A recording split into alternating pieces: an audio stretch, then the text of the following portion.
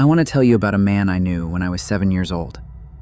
For most of my life, he was a good memory. One of the better ones, honestly. And then, 3 years ago, at my mother's funeral, a single sentence from my aunt turned him into something else entirely. Let me start where a kid starts. We lived in a small house on a dead-end street. My dad worked long-haul routes back then, so he'd be gone for stretches, 4 days, 5 days, sometimes a full week. It was mostly me and my mom, and I remember those stretches being quiet in a way I liked. She'd let me eat dinner in front of the TV, little things. And on Tuesdays, Mr. Ellis came over.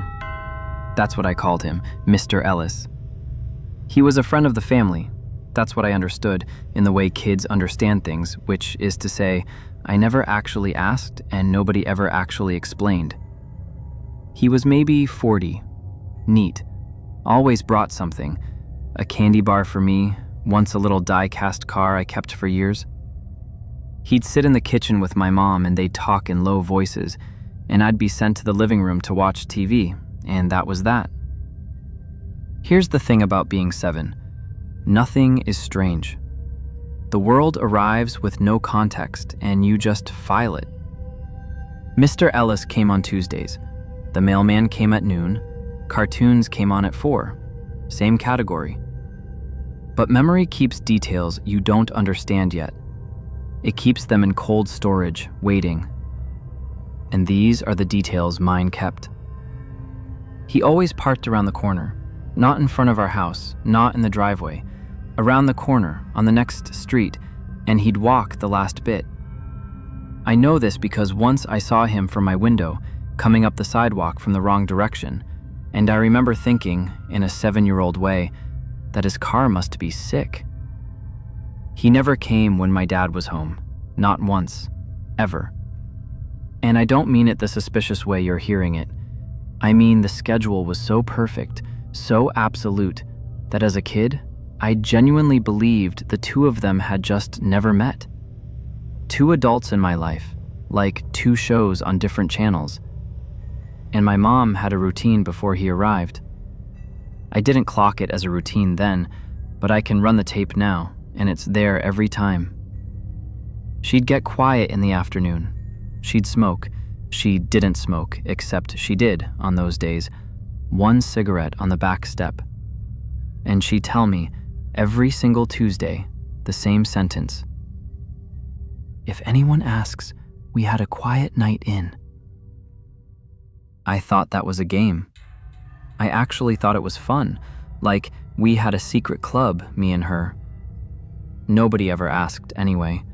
Who was going to ask a 7-year-old how his Tuesday went? This went on for, I think, close to 2 years, and then it stopped. No goodbye, no last candy bar. Tuesdays just became regular Tuesdays, and my dad switched to local routes around the same time, and life moved, and the whole thing sank to the bottom of my memory the way childhood does. I'm 41 now. 3 years ago, my mother passed. At the reception after the funeral, I was sitting with my aunt, her younger sister, going through old photos, doing that thing families do where grief turns into storytelling. And there was a photo from that era, our old kitchen, and I said, without even thinking, God, remember Mr. Ellis? He used to bring me candy bars. And my aunt went still. Not dramatic, just a beat too long. And then she said the sentence. She said, Honey, nobody ever knew who that man was. I laughed. I actually laughed because I assumed she was misremembering. And she put down the photo, and she told me what the adults knew, the version that had been sitting 1 shelf above my head my entire childhood. Nobody in the family knew him. He wasn't a friend of my mother's from work or school or church. My aunt had asked more than once because a neighbor had mentioned a man walking to our house on a regular schedule, always when my father's truck was gone. When my aunt pressed my mother about it, my mom shut the conversation down so hard they didn't speak for a month. All she ever said, and my aunt repeated it to me word for word, because you don't forget a sentence like this. All my mother ever said was, "It's handled. He just needs to see that everything's fine, and then it's over." He needs to see that everything's fine. I've had 3 years to turn that sentence over, and every way I turn it, it gets worse. Because that is not how you describe a friend. That's how you describe an inspection, an arrangement, someone you are managing, someone who has something over you or wants something from you. And the visits were, what? Proof? Payment? Check-ins? And then the details come out of cold storage one by one, and they all snap into a new shape. The car parked around the corner, so there was never a strange vehicle at our house. The perfect avoidance of my father, because my father could never know. The cigarette on the back step. The script she gave a 7-year-old. If anyone asks, we had a quiet night in. She was coaching me. My mother was coaching a witness. Here's what I can't get past, though. It's not the mystery of who he was. I've made a kind of peace with never knowing. It's the candy bars. It's the little car I kept for years. Because whoever he was, whatever those Tuesdays actually were, that man spent 2 years making sure the kid in the living room liked him. Making sure that if I ever mentioned him, to my dad, to a teacher, to anyone, I'd say it with a smile. "Mr. Ellis? He's nice." The kindest man in my childhood was managing me. 7 years old, and I already had a handler. My mother took the whole thing with her. My aunt says the visit stopped right around the time my dad came off long haul, which, you'll notice, answers nothing and implies everything. I still have the little die-cast car. It's in a drawer in my desk. I can't throw it away, and I can't look at it, which I think is the most honest description of my childhood I've ever managed. We had a quiet night in, every Tuesday, for 2 years. That's the version I told anyone who asked. I'm still telling it now. The difference is, now I know it was the cover story. I just never found out for what.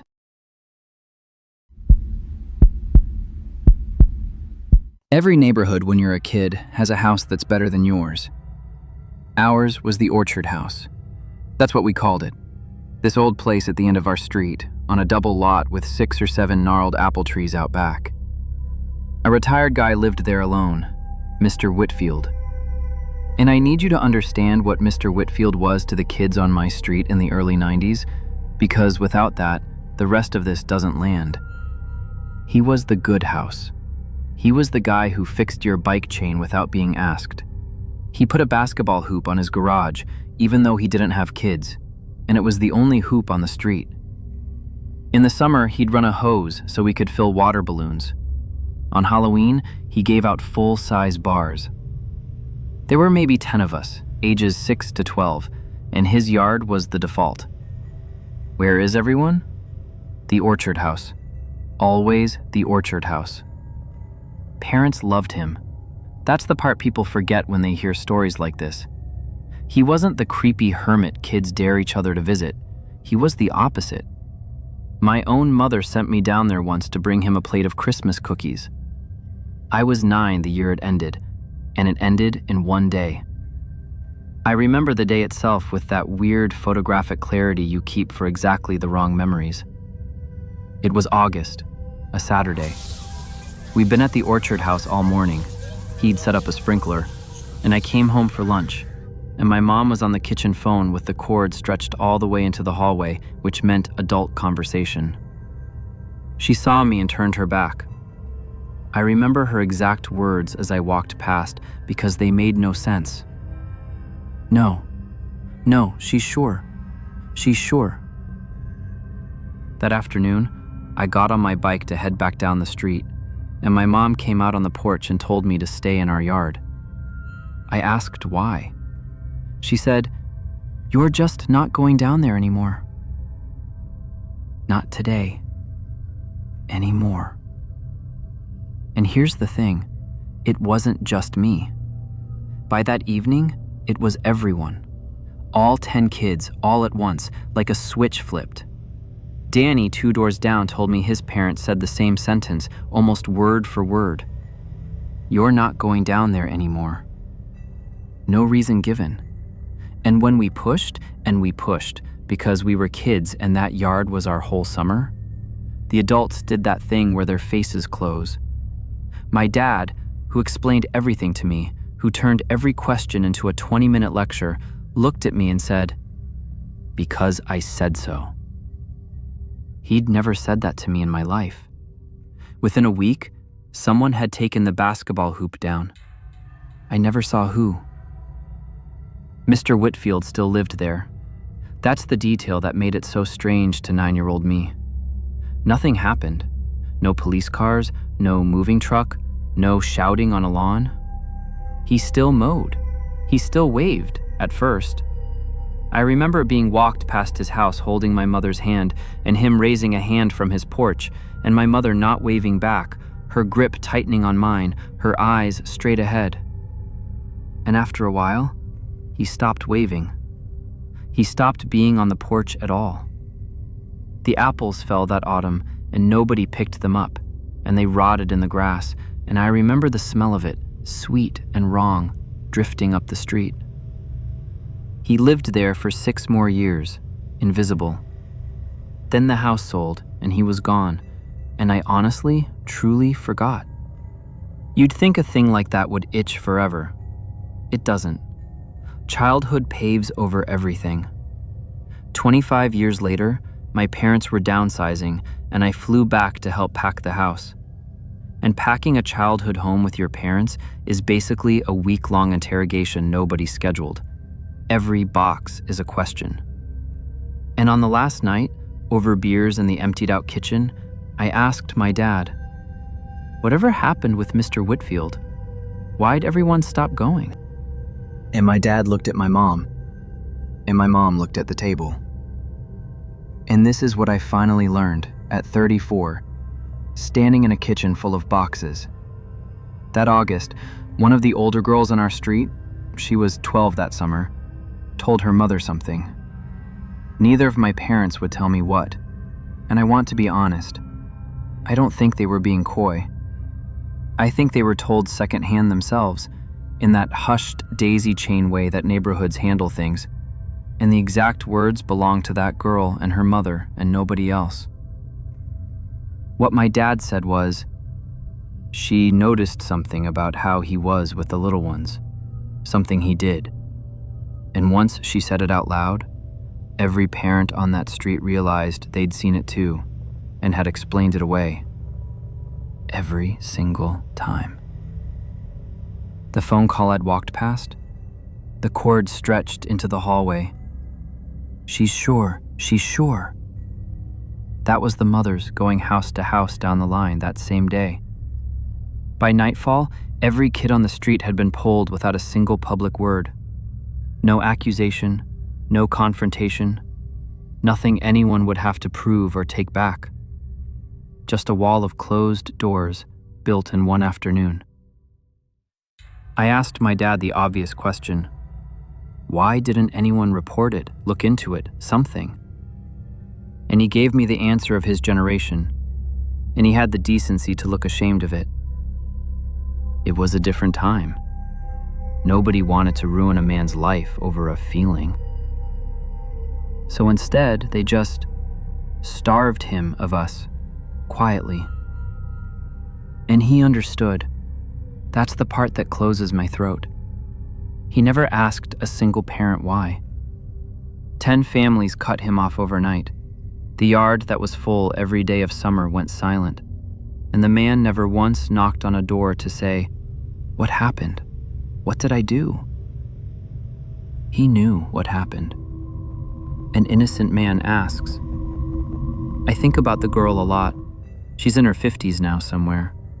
Whatever she said it at 12 years old, into her mother's face, and it was specific enough and sure enough to empty a yard in one day.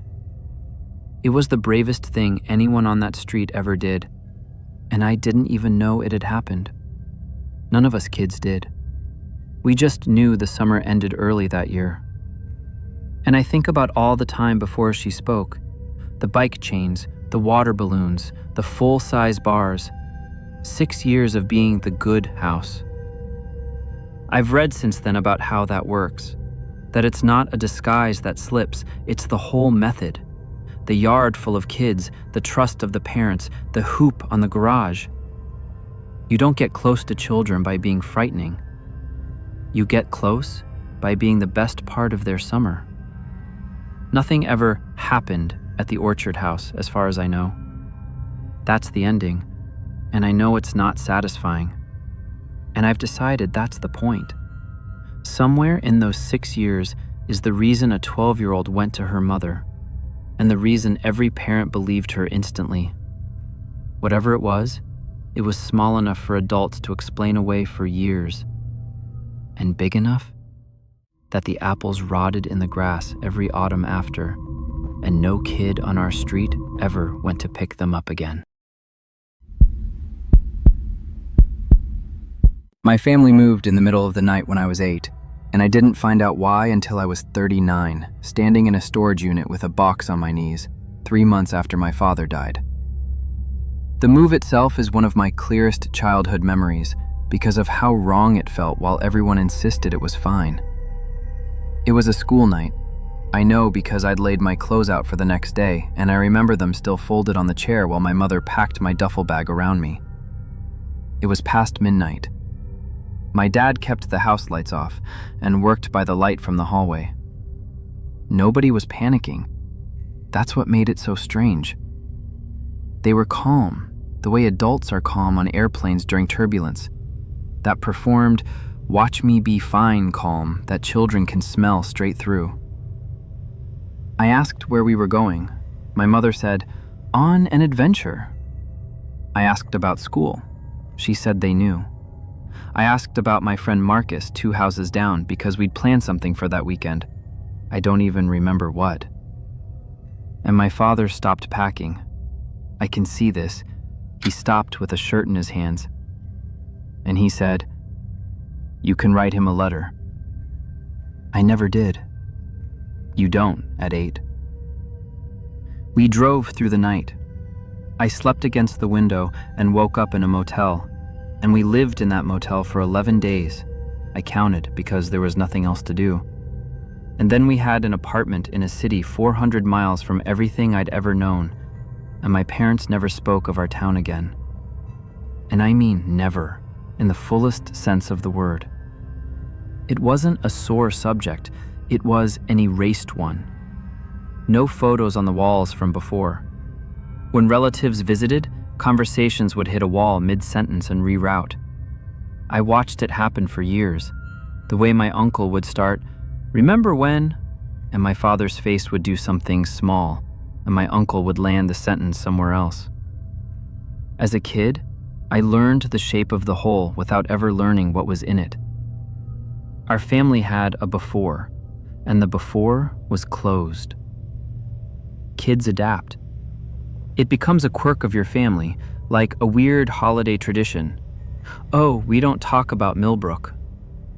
By high school, I'd stopped asking.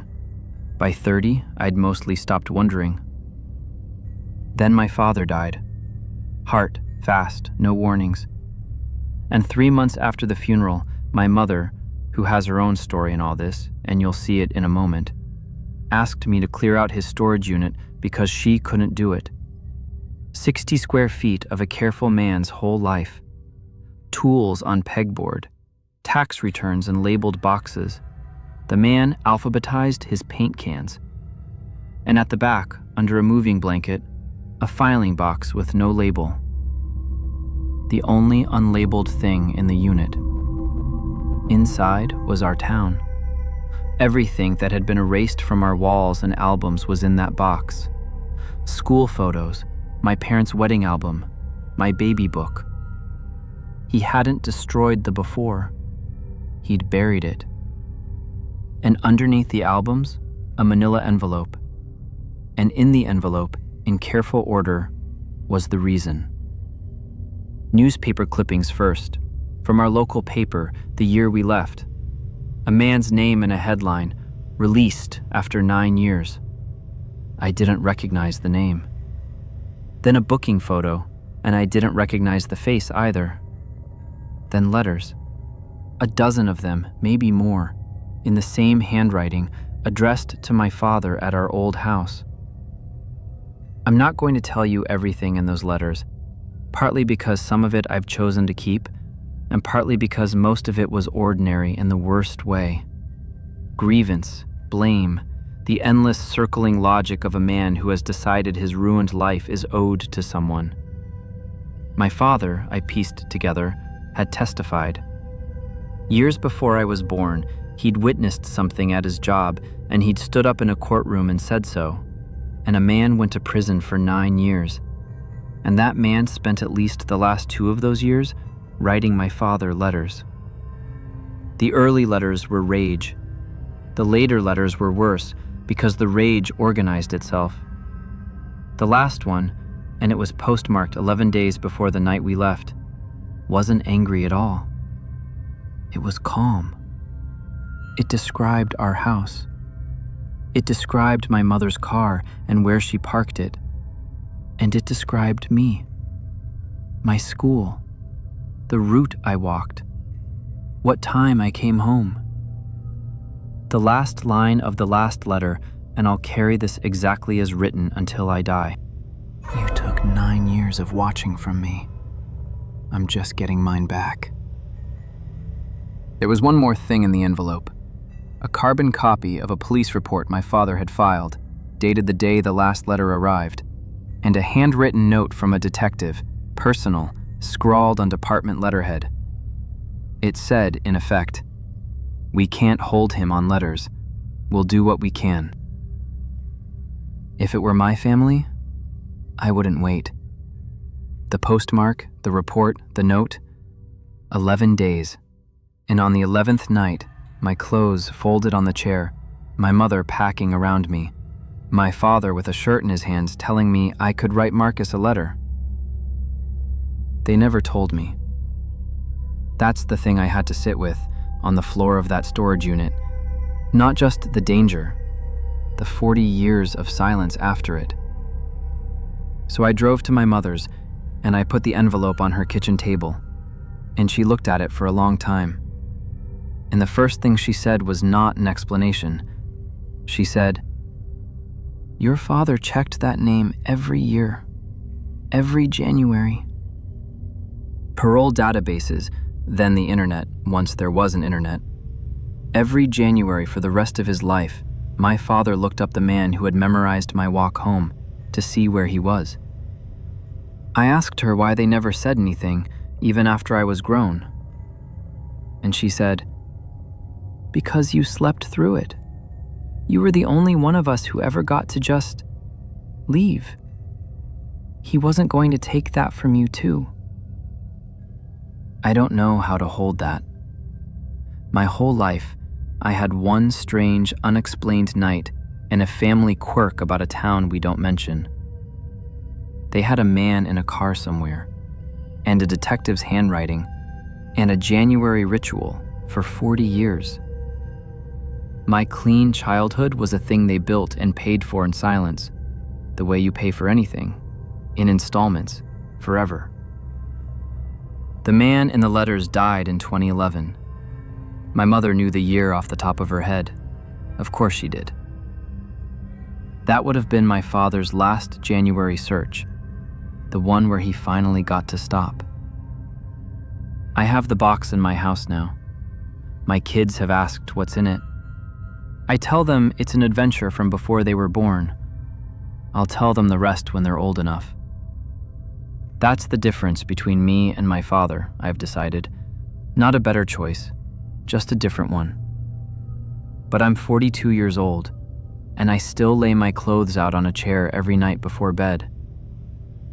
And I've never once, in my entire life, been able to explain why that little ritual feels so much like saying goodbye.